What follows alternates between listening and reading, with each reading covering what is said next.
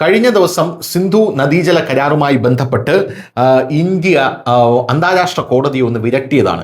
ഈ കോടതി ഉഡായിപ്പാണ് എന്നാണ് കൃത്യമായി ഇന്ത്യ പറഞ്ഞത്. പാകിസ്ഥാന് വെള്ളം കൊടുക്കില്ല എന്ന നിലപാടിൽ നിന്ന് ഒരു ഇഞ്ച് പോലും പിന്നോട്ടില്ല എന്ന് ഇന്ത്യ കൃത്യവും വ്യക്തവുമായി അസന്നിഗ്ധമായി ഒരു ഇടർച്ചയുമില്ലാതെ പറയുന്ന കാഴ്ച നമുക്ക് കാണാനായി സാധിച്ചു. ഇപ്പോഴിതാ ബംഗ്ലാദേശിന് ഇന്ത്യ ഒരു വലിയ മുന്നറിയിപ്പ് നൽകുകയാണ്. സംഭവം വേറൊന്നുമല്ല, ഗംഗാജലം ലഭിക്കാതെ ബംഗ്ലാദേശിലെ സ്ഥിതിഗതികൾ വളരെ രൂക്ഷമായി കൊണ്ടിരിക്കുകയാണ്.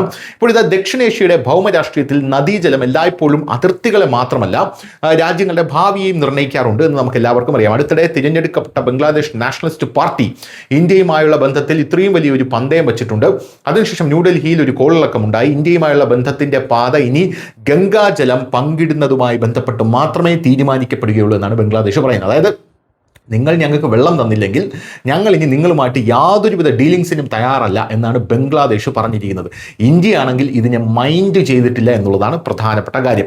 ബംഗ്ലാദേശിനെ സംബന്ധിച്ചിടത്തോളം ഇതൊരു നദിയെ ചൊല്ലിയുള്ള തർക്കം മാത്രമല്ല, 170 ദശലക്ഷം ജനങ്ങളിൽ 1/3 പേരുടെയും ഉപജീവന മാർഗത്തിൻ്റെയും പരിസ്ഥിതിയുടെയും പ്രശ്നമാണ്. 1996 ഒപ്പുവെച്ച ചരിത്രപരമായിട്ടുള്ള 30 വർഷത്തെ ഉടമ്പടി ഇപ്പോൾ അന്തിമ ഘട്ടത്തിലായതിനാൽ ബംഗ്ലാദേശിൻ്റെ ഈ പുതിയ ആക്രമണാത്മക നിലപാട് ഇരു രാജ്യങ്ങളും തമ്മിലുള്ള ഭാവി ബന്ധത്തെക്കുറിച്ചുള്ള ചോദ്യങ്ങൾ ഉയർത്തിയിട്ടുണ്ട്. പക്ഷേ ഇന്ത്യ ഇതിൽ ആശങ്കപ്പെടുന്നില്ല എന്നുള്ളതാണ് പ്രധാനപ്പെട്ട കാര്യം. പുതിയ ഉടമ്പടിയിൽ എത്തുന്നതുവരെ പഴയ ഉടമ്പടി തുടരാൻ ഞങ്ങളെ അനുവദിക്കണം എന്ന് ബംഗ്ലാദേശ് ഇന്ത്യയോട് അഭ്യർത്ഥിക്കുന്നുണ്ട്.